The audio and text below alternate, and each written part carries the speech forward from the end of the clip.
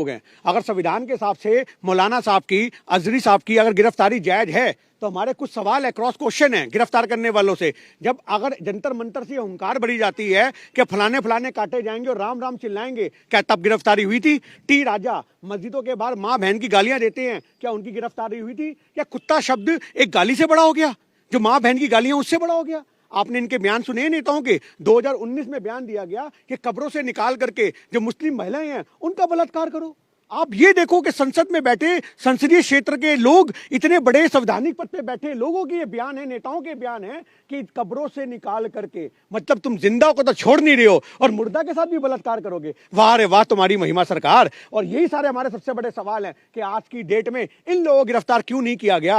आप अजहरी साहब को गिरफ्तार अगर संविधान के सबसे जायज मानते हो तो हम संविधान का सम्मान करते हैं और हम कहते हैं, हम ये कहते हैं कि अगर उन्होंने ये कुत्ता शब्द बोला, कि उन्होंने बोला कि करबला का आखिरी मैदान अभी बाकी है, कुत्तों का वक्त है, हमारा दौर बाकी है। अब इसके अंदर उन्होंने ये जो अल्फाज बोले थे, ये बोले थे इजराइल और फिलिस्तीन में जो कलेश चल रहा है उस कलेश को लेकर के, और आपकी भारत से सरकार उनको गिरफ्तार कर लेती है, उन पे एफआईआर हो जाती है। तो हमारा कहने का मतलब सिंपल सा है कि अगर आपकी नजर में उनकी गिरफ्तारी जायज है तो उनकी गिरफ्तारी क्यों नहीं हुई? जो टी राजा जैसे लोग बयान देते हैं, जब संसद के अंदर भारत का, दिल्ली का एक इतना बड़ा सांसद बोलता है एक मुसलमान को कि ए आतंकवादी, ए भड़वे, ए कटवे, तब गिरफ्तारी नहीं होती, तब उनको नहीं निकाला जाता। और राहुल गांधी अडानी पे सवाल पूछ ले तो उसको बाहर निकाल देते हैं। ये हमारा सबसे बड़ा मुद्दा है कि आपने, दौर क्या आएगा? दौर थोड़ी आएगा। दौर आने का मतलब यहां पर ये है कि भैया हर किसी का वक्त आता है। आज तुम्हारी सरकार है, जिसकी लाठी उसकी भैंस चल रही है ना, तो कोई दिक्कत नहीं है। आज वक्त बदलेगा, तख्ता बदलेगा, सरकारें बदलेंगी।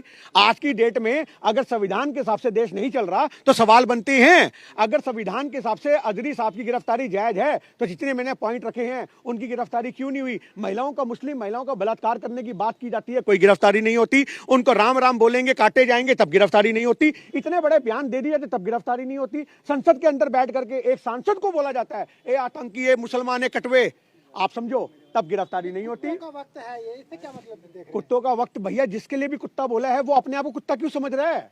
आज एक बात छोटी सी समझिए ना, अगर बोला गया है कि कुत्तों का वक्त है या कुत्तों का जमाना है या कुत्तों का दौर है, तो आप, अगर आप कुत्ता नहीं हो और मैं कुत्ता कुत्ता चिल्लाऊं और आप अपने ऊपर ले लो तो ये आपकी कमी है।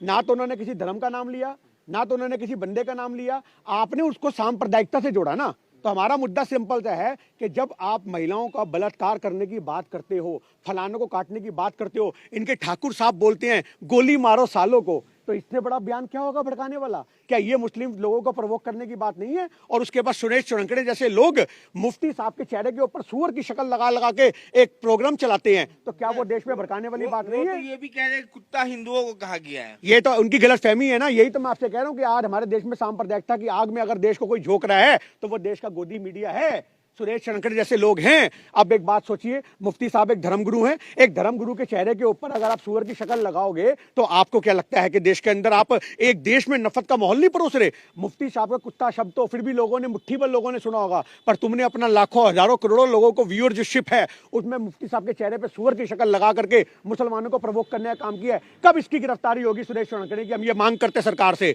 सुरेश चौरंकड़े जैसे लोगों की गिरफ्तारी हो, उनका गोदी मीडिया बंद होना चाहिए। आप ये क्यों नहीं देखते हो? आज हमारे देश में अगर मुफ्ती साहब की गिरफ्तारी, हम संविधान का सम्मान करते हैं, अगर उनकी गिरफ्तारी जायज है तो हम कहते हैं बिल्कुल सही, पर आप एक छोटी सी बात बता दो, उनकी गिरफ्तारी कब होगी? टी राजा जैसे लोगों की उनकी गिरफ्तारी कब होगी? जब मुस्लिम महिलाओं को कब्र से निकाल के बलात्कार करने की बात करते हैं, उनकी गिरफ्तारी कब होगी? जब बोलते हैं कि फलाने काटे जाएंगे, राम राम चिल्लाएंगे, उनकी गिरफ्तारी और उनको संसद से कब निकाला जाएगा? जो संसद के अंदर बैठ के बोलते हैं आतंकी, भड़वे, मुल्ले, कटवे, उनकी गिरफ्तारी कब होगी? ये हमारे सवाल है। मिश्रा का बयान आपने दिल्ली में ही सुना था, आप उनारा, आपको स्लोगन याद होगा, तो ऐसे लोगों को भी तो छोड़ दिया जाता है, खुलेआम दिल्ली में नारा दिया। मैं आपसे यही तो कहना चाह रहा हूं ना, आज धर्म विशेष को टारगेट करने के लिए आप ये रणनीतियां अपनाओगे तो आपसे सवाल खड़े होंगे।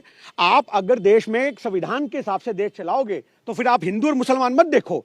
आपको किसी के बयान से अगर आपत्ति है तो आप उसको भैया दर्ज करो मुकदमा और उसको हवालात में डालो, पर आप धर्म विशेष के लिए छूट दे दो।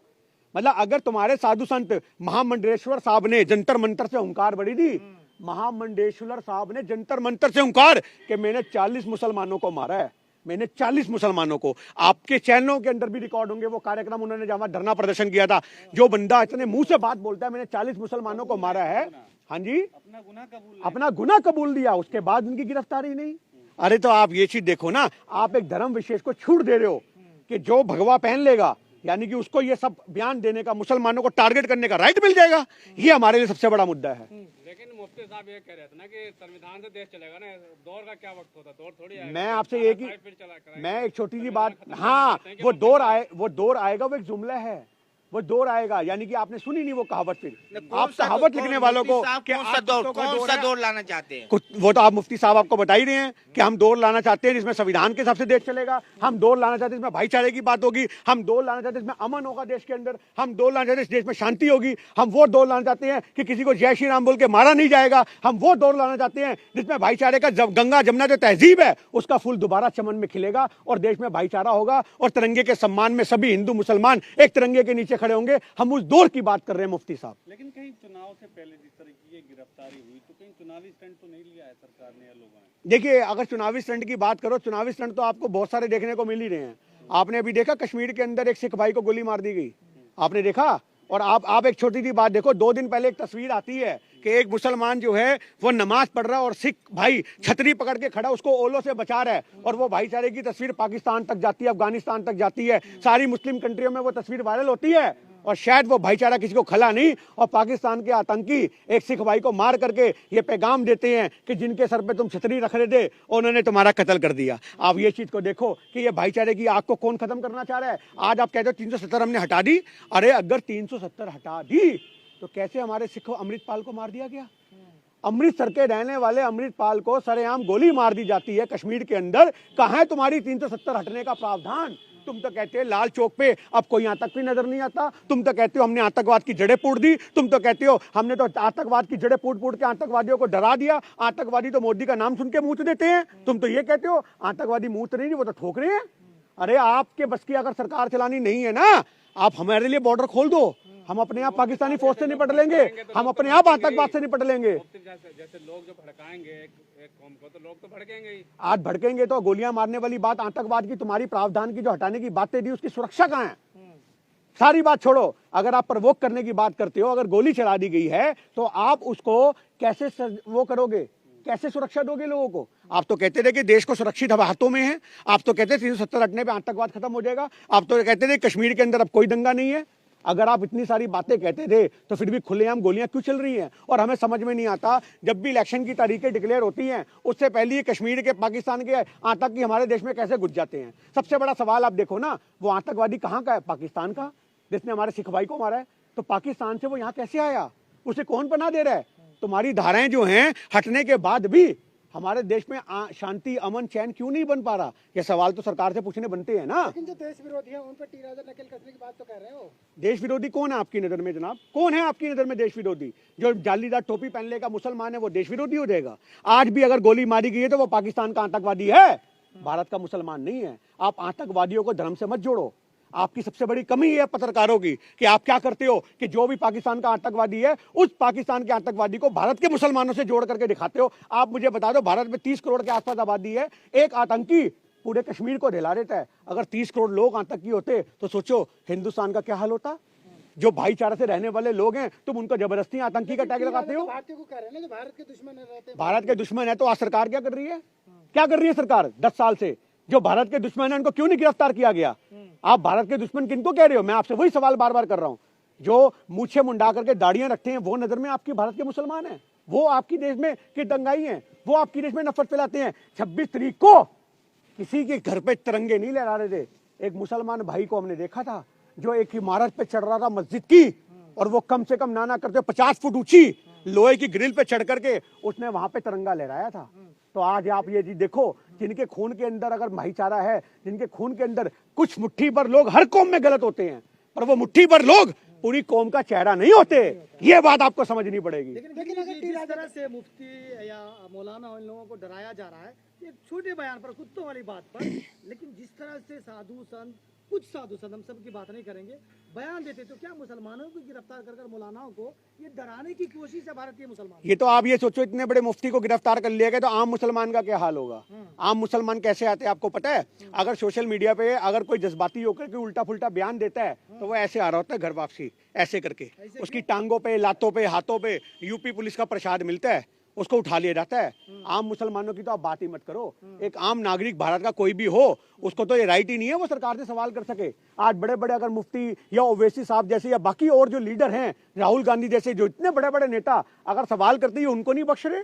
आप ये देखो राहुल गांधी साहब की आपने देखा क्या हालत करी। अभी एक छोड़ो बात को, असम के अंदर यार यात्रा कर रहा एक राष्ट्रीय नेता, इतना बड़ा नेता, उसकी बस रोकने के लिए वहां पे लोग आ जाते हैं। कैसे आ गए? आप सुरक्षा नहीं दे पाए। आप असम की सरकार से पूछो कि आप राहुल गांधी को सुरक्षा नहीं दे पाए। पर वो राहुल गांधी वहां से उतरता है एक शेर की तरह और वहां जाकर के अंधभक्तों की भीड़ में बोलता आओ मारो, आओ मारो। वो है राहुल गांधी, वो शेर है। पर तुम लोग एक बात सोचो कि तुम सुरक्षा किसको दे पा रहे हो? लाखों मुसलमान सड़क पे उतर गए हैं, उनकी रिहाई की मांग कर रहे हैं। तो क्या मुसलमान में गुस्सा दिखना चाहते हैं? भारतीय मुसलमान कितना ऊपर आ जाते हैं कि मौलाना को उठाने पर। हम तो एक ही बात कहते हैं, जितने भी मुसलमान लोग आज संविधान के हिसाब से धरना प्रदर्शन कर रहे हैं, तो वो संविधान ने राइट दिया है, इसमें क्या गलत है? बट आप अगर सही जगह पे धरना करोगे तो आपको लोग समर्थन देंगे। आप सड़कों की जगह जंतर मंतर आओ, आप रामलीला मैदान की परमिशन लो, पूरा रामलीला मैदान भर दो, किसने मना किया? पर आप सड़कों पे आओगे तो आपको फिर घेरा जाएगा, क्योंकि आपके ऊपर, मेरी बात सुन लीजिए, आप सड़कों पे आओगे लाखों की तादाद में, उसी में कुछ 4 आदमी कोई ऐसे भी हो सकते हैं जिनको ये चीज बर्दाश्त ना हो, वो बस्से तोड़ दे और इल्जाम आप पे आ जाए, वो कोई खून खराबा कर दे, इल्जाम आप पे आ जाए। इसके लिए लेकिन एक सवाल ये है गिन्नी जी, जिस तरीके से ये मुफ्ती साहब वाला मामला चर्चा में आया, वहीं मीडिया ने उन्हें जहरीला बयान और जहरीला मौलाना करके संबोधित किया, तो ये भी तो कहीं ना कहीं एक तरह से जहरीला या जब तक हमारा संविधान कहता है कि जब तक किसी आदमी का जुर्म साबित ना हो जाए, आप संविधान की तरफ से उसे मुजरिम भी नहीं कह सकते, उसे मुजरिम कहना भी गलत होगा। और आपने तो मुफ्ती साहब की गिरफ्तारी पे ही, खाली एक FIR पे ही अपना आप कोर्ट का फैसला सुना दिया। अगर सारे फैसले थाने में होने हैं, सारे फैसले मीडिया में होने हैं, तो आप बंद कर दो फिर कोर्ट कचहरी को। अगर मीडिया में ही फैसले होंगे कि ये दोषी है, ये मुजरिम है, ये आतंकवादी है, ये जहरीला है, ये फलाना है, ये ढिमकाना है, अगर मीडिया ही नहीं इंसाफ करना है तो क्या